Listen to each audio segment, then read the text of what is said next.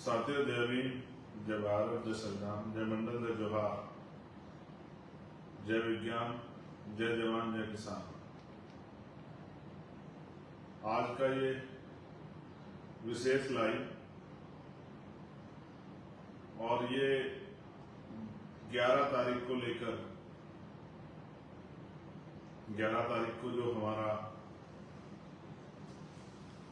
आंदोलन अपनी बात को कहने का हमने दिल्ली में जो है बुलाया है, उसी को लेकर ये लाइव है। तो मैं अपनी बात को शुरू करते हुए सबसे पहले सभी धर्मों में जन्मे सभी संतों, गुरुओं और महान पुरुषों को नमन करता हूं। उनमें भी महामानव तथागत बुद्ध से लेके संत श्रवण सद्गुरु रविदास जी महाराज, भगवान वाल्मीकि महाराज, गुरु नानक देव, संत कबीर, गुरु घासीदास, नारायणा गुरु, संत गाडगे जी महाराज को नमन करते हैं। साथ साथ राष्ट्रपिता ज्योतिबा फूले, छत्रपति साहू जी महाराज, डॉक्टर बाबा साहब अम्बेडकर, महामना रामफूक वर्मा, चौधरी महाराज सिंह भारती, सर छोटू राम, संत राम बी ए प्रजापति, बाबू शिवदयाल चौरसिया, मान्यवर दीना भाना वाल्मीकि, मान्यवर काशीराम साहब, साथ साथ बाबू जगदेव प्रसाद कुशवाहा और जननायक कपूरी ठाकुर को भी नमन करता हूं। मैं चंद्रशेखर आजाद 11 सितंबर को दिल्ली रामलीला मैदान में अपने मुद्दों और मांगों को लेकर एक आंदोलन हम लोगों ने बुलाया और मेरा विश्वास है कि हर बार की तरह इस बार भी आप लोग बड़ी संख्या में दिल्ली पहुंचकर इस आंदोलन को मजबूत करने का काम करेंगे। जैसे 2 अप्रैल का आंदोलन हो, दिल्ली में एनआरसी का आंदोलन हो, दिल्ली में जब हमारा गुरु घर टूटा उसका आंदोलन हो, या उसके अलावा भी कभी भी जब मैंने आपको, चाहे 21 जुलाई का आंदोलन हो, जब मेरे ऊपर गोली चली थी, समाज की बहुत सारी मांगों को लेकर हमने ज्ञापन दिया था, ऐसे सभी मामलों में बहुजन समाज के लोगों ने देश भर से मेरी एक आवाज पर आंदोलन को ताकत देने के लिए, अपना बल दिखाने के लिए हमेशा आगे बढ़ के इस लड़ाई को, संघर्ष को महान पुरुषों के रास्ते पर चल के आगे बढ़ाने का काम किया। मेरे आज भी याद है, कभी ऐसा नहीं हुआ कि मैंने आपको याद किया, आपसे आग्रह किया और आपने मेरे आग्रह को स्वीकार नहीं किया। जब मैंने आग्रह किया, आप लोगों ने काम छोड़ के, भूख प्यास की चिंता न करते हुए, अपने छोटे छोटे साधनों से, बस, ट्रेन, प्राइवेट गाड़ियों से, कई बार तो पैदल भी हमारे साथियों ने अन्य प्रदेशों से चलकर समाज में जो लोग सोए हुए हैं उनको भी संदेश देने का काम किया कि हमें सब लोगों को मिलकर दिल्ली पहुंचकर आंदोलन को ताकत देनी चाहिए। इस बार मैं महत्वपूर्ण रूप से भीम आर्मी आजाद समाज पार्टी के बहादुर योद्धाओं को और बहुजन समाज के लोगों को कहना चाहता हूं कि जिस तरह से सरकार ने निजीकरण करके हमारे लोगों को मिलने वाले संवैधानिक अधिकारों को खत्म करने की एक कोशिश की है, जिस तरह से सुप्रीम कोर्ट के ऑर्डर के बाद रिजर्वेशन इन प्रमोशन लागू नहीं किया गया है, जिस तरह से बैकलॉग देश में अभी नहीं भरा गया है, जिस तरह से क्रीमी लेयर का सिद्धांत लागू करके संविधान के द्वारा प्रदत्त जातिगत आरक्षण की हत्या करने का प्रयास किया जा रहा है, जिस तरह से ईडब्ल्यूएस देकर पहले ही संविधान की हत्या का एक प्रारूप, एक आधार तैयार कर लिया है, जिस तरह से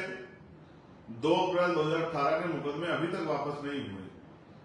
जिस तरह से देश में दलितों, पिछड़ों, आदिवासियों, किसानों और धार्मिक भावना को ध्यान में रख के मुसलमानों पे, ईसाइयों पे, बौद्धिस्टों पे, जैनों पे, उनके धार्मिक स्थलों पे जिस तरह के हमले हो रहे हैं या उनकी मॉब लिंचिंग की जा रही है और पिछले कुछ दिनों में घटनाएं बढ़ी हैं, ये भी आपके सामने है। मैं मानता हूं लोकतंत्र में जनता मालिक होती है, लेकिन आज की सरकारें जनता की बहुत अहमियत नहीं समझती, इसीलिए वो लगातार उन अधिकारों को कुचलने का बड़ी तेजी से प्रयास करती रहती। इस बार भी समाज पे विपत्ति आन पड़ी है और मैं आपसे आग्रह करता हूं, साथ साथ मैं भीम आर्मी आजाद समाज पार्टी के साथियों से ये कहना चाहता हूं कि उनको वो कर भी रहे हैं, लेकिन मैं उनसे चाहता हूं कि समाज को जागरूक करने के लिए वो गांव-गांव मीटिंग करें आने वाले दिनों में।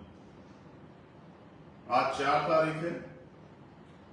और 5 दिन का 6 दिन का समय आपके पास है, जो दिल्ली के नजदीक रहते हैं, हरियाणा के लोग हों, यूपी के लोग हों, मध्य प्रदेश के लोग हों, राजस्थान के लोग हों, दिल्ली प्रॉपर में रहने वाले हों,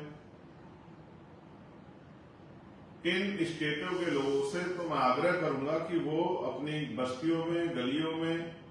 मोहल्लों में, गांव में मीटिंगें करके समाज के लोगों को प्रेरित करें कि वो इस आंदोलन को मजबूत करने के लिए दिल्ली आए। जिस तरह से हमेशा आपने सरकारों को अपने बल से, जनबल से अपनी शक्ति का एहसास कराकर उनके गलत इरादों की भावना को रोकने का काम किया, उनको अपने फैसले बदलने के लिए मजबूर किया, उसी तरह से इस बार भी आपका ये बल समाज के लोगों में एक विश्वास और संघर्ष का मादा रखने वाले बहादुर साथियों के भरोसे को मजबूत करने का काम करे। आप जानते हैं कि लगातार आरक्षण पे हमले हो रहे हैं, कभी लेटरल एंट्री से, कभी संविदा से, कभी ठेकेदारी से, कभी आउटसोर्सिंग से, या रोस्टर में SC, ST, OBC के बच्चों को अवसर ना देना पड़े तो एकल पद्धति के आधार पे नियुक्तियां निकाल के जो है आवेदन निकाल के आरक्षण को समाप्त करने की साजिश की जा रही है। और फिर 69,000 शिक्षक भर्ती में जो घोटाले हुए या और जो भर्तियों में घोटाले हुए वो भी हमारे सामने, जैसे अभी अभी 2700 साइंटिस्टों का आंकड़ा मेरे सामने आया जिनकी नियुक्तियां की गई, उनमें से एक में भी आरक्षण का फॉर्मूला लागू नहीं किया। हमें और आपको तय करना है कि अगर हम लोगों ने संघर्ष नहीं किया तो हमारे आने वाली नस्लों का क्या हो, और अगर हम जीते जी अपने अधिकारों की रक्षा नहीं कर पाए तो फिर आने वाली पीढ़ियां हमसे जवाब मांगी। मैं ये भी आपको बताना चाहता हूं, इस बार आपकी जिम्मेदारी कुछ बढ़ जाएगी, क्योंकि कल मैं अगले 3-4 दिन के लिए देश से बाहर जा रहा हूं।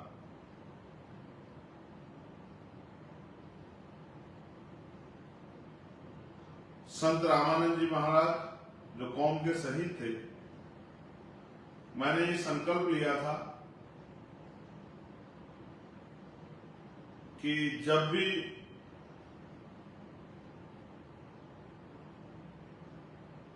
मैं लोकसभा जीतने के बाद और मेरे पास पासपोर्ट होगा कि मैं दूसरे देश में जा सकता हूं, तो किसी भी चुनाव का हिस्सा मैं तभी बनूंगा जब मैं संत रामानंद जी की शहीदी स्थल पर नमन करके माथा टेक के आ जाऊंगा। मैंने उनके जीवन से मैं अपने वचनों के प्रति, अपनी बात के प्रति संकल्पित हूं, इसीलिए मैं उस धरती को नमन करने के लिए जा रहा हूं। अगले 4 से 5 दिन मैं वहीं रहूंगा, उसी धरती को नमन करने के लिए नतमस्तक होके उस बलिदान संघर्ष की प्रक्रिया को आगे बढ़ाने के लिए, उस समर्पण के भाव को आगे बढ़ाने के लिए और अपने बाद अपने साथियों में उस समर्पण के भाव को आत्मसात करने के लिए, उन तक पहुंचाने के लिए मैं वहां जा रहा हूं। मैं आपसे उम्मीद करता हूं हर बार मैं यहां रह के आप लोगों को फोन के माध्यम से, जूम मीटिंगों के माध्यम से और माध्यम से आपसे अपील करता था कि आप आंदोलन कामयाब करें, जिम्मेदारी समझे। इस बार आपको जिम्मेदारी स्वतः उठानी है, क्योंकि ऐसा नहीं कि अब मैं अकेला इस काम को आगे बढ़ा रहा हूं। अब इस आंदोलन में पहले से भी हमारे राष्ट्रीय स्तर के सभी पदाधिकारी और हमारे बूथ तक का अंतिम कार्यकर्ता, हमारा भाई, हमारी बहन, हमारे परिवार के साथी, वो भी अपनी पूरी जिम्मेदारी को अदा कर रहे हैं। तो इस बार मैं आपसे उम्मीद करूंगा कि 11 तारीख को जब मैं आपके बीच आंदोलन में पहुंचूंगा दिल्ली रामलीला मैदान में, तो नजारा वैसा ही होगा जैसे हर बार आपने इस शक्ति को बढ़ाने का काम किया, ताकत को बढ़ाने का काम किया। आज हम जो कुछ भी हैं वो अपने बहुजन समाज की वजह से हैं। अभी देश में बहुत सारी चीजें होनी बाकी, जैसे ठेकेदारी प्रथा खत्म होनी बाकी, जैसे मंडल कमीशन की सारी सिफारिशें लागू होनी बाकी, जिस तरह से संख्या के आधार पर आरक्षण की व्यवस्था होनी बाकी, निजी क्षेत्रों में आरक्षण की मांग हम लोगों ने की, निजी क्षेत्रों में आरक्षण की व्यवस्था होनी बाकी, गरीब तक रोटी कपड़ा मकान की व्यवस्था पहुंचना भी बाकी, साथ साथ बहन बेटियों पे जो शोषण होता है वो शोषण अभी रुका नहीं, उसको थामना जरूरी है। इस बात को भी हमें नजरअंदाज नहीं करना है। साथ साथ नौजवानों के लिए रोजगार के अवसर, किसानों मजदूरों के अधिकारों की रक्षा, उनकी फसलों के उचित दाम, उनको न्यूनतम वेतन मजदूरों के लिए, साथ साथ देश में अच्छी पढ़ाई, अच्छी शिक्षा व्यवस्था, अच्छी चिकित्सा व्यवस्था, कुटीर उद्योग लगा के महिलाओं को घरों तक रोजगार, संपूर्ण रूप से सामाजिक न्याय, ये इन सब चीजों में एक बहुत बड़ा काम होना बाकी है। तभी संभव होगा लगातार निजीकरण के जरिए जिस तरह से सरकारी नौकरियों खत्म किया जा रहा है उसमें रोकथाम, ये तभी संभव होगा जब हम लोग अपनी ताकत बढ़ाएं। मैं आपसे आग्रह करता हूं और मेरी गैर मौजूदगी में हमारे भीम आर्मी के राष्ट्रीय स्तर के सभी पदाधिकारी, अध्यक्ष जी, महासचिव और तमाम सब साथी, और हमारे आजाद समाज पार्टी के सभी साथी, सभी प्रदेशों के अध्यक्ष, सभी नेतागण, हमारे राष्ट्रीय कोर कमेटी के मेंबर अपनी